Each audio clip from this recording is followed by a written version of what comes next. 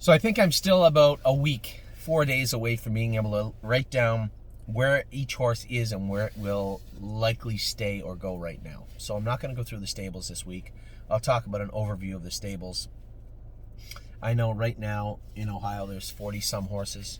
There's other ones that are going to come, and I'm trying to maneuver it in such a way that we don't have to lay people off. Now, Doug Ford has once again pushed me into a corner when it comes to the total time of shutdown and lockdown, which may necessitate the moving of some of the 3-year-olds. I've told you we weren't moving our 3-year-olds because I was working with a timeline of May 6th or even up to May 20th, but I don't think there's anybody, even with a broken Ouija board, that would believe that May 20th is when racing will resume. Again, a new high today set for positivity rates or something I was reading in the newspaper this morning from Ontario. It's bleak, right? It's a real glib look. And if this was a month ago and our 3-year-olds just weren't quite ready yet, just take your time, maybe drop them back closer to neutral.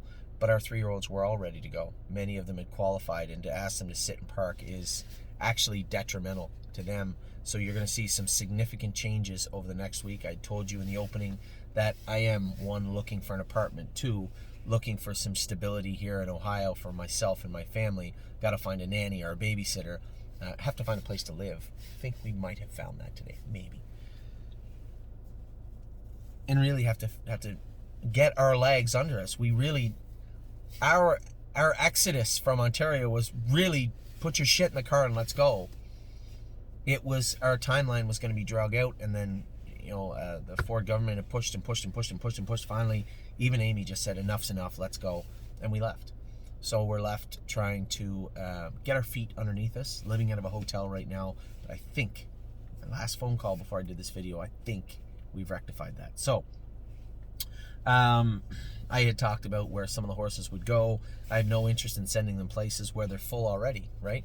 Keep in mind, you think about going to Indiana, Ohio, Pennsylvania, New York, New Jersey.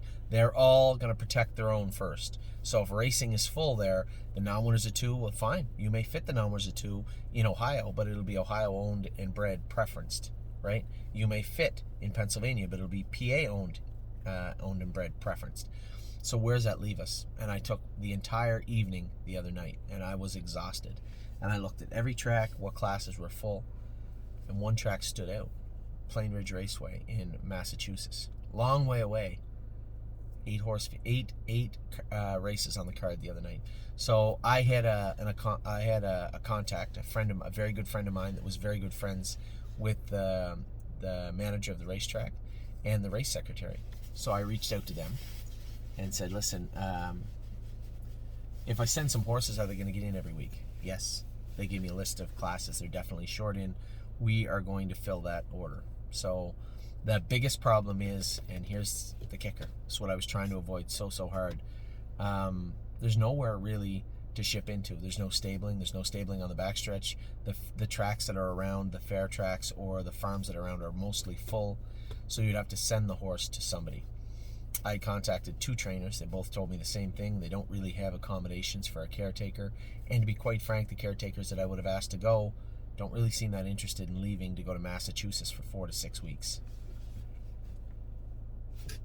Something's got to give. So either as a group we can pay these people and have them come in and help out and make sure the training center's cleaned up, ready to go for when the horses come back. That's an option. Laying them off is an option, but I don't want to be that guy to lay people off in the middle of a pandemic. But at the same time, my arm's being twisted bad here, and it's becoming uncomfortable, to say the least. So I'm not going to give the names out of the 3-year-olds that I'm thinking of sending, but I'm sure you know who they are.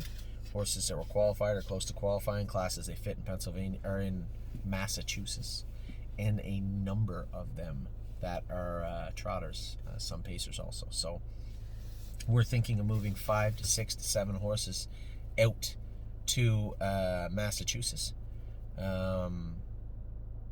We'll send them to a trainer, and I think one gentleman in particular, I had a lady, very nice lady I talked to, and I may send some horses to her, but I had a gentleman that called also, had some good references from him also.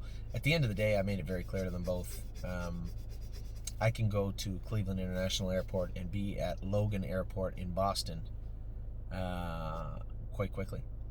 And it's a 40-minute drive to Plain Ridge from there. So Mondays and Fridays I can probably drive the horses myself at Plain Ridge Raceway, and then be back here for Amy and the kids at 11 o'clock at night. So the next 4 to 6 weeks, that's what we're looking at. First and foremost, who are those horses? What are we going to do with them? How are they going to get here? Some of them aren't qualified yet, so they're going to need training, requalifying. I would say the earliest they could start would be 2 weeks. That's if we can get them papers drawn and them shipped immediately. We can have them in to go in 2 weeks, but got to make sure that's the right way to go about it. So what we're looking at right now is moving, as I said, 5 to 7 horses to Massachusetts that would and should and could have been racing right now. The reason being is that you can't have them ready forever. You can't have them idling at almost ready. It actually turns into a detrimental situation for the horses. Boredom sets in. At the end of the day, they may fall into a funk, and people may not believe that, but I see it all the time.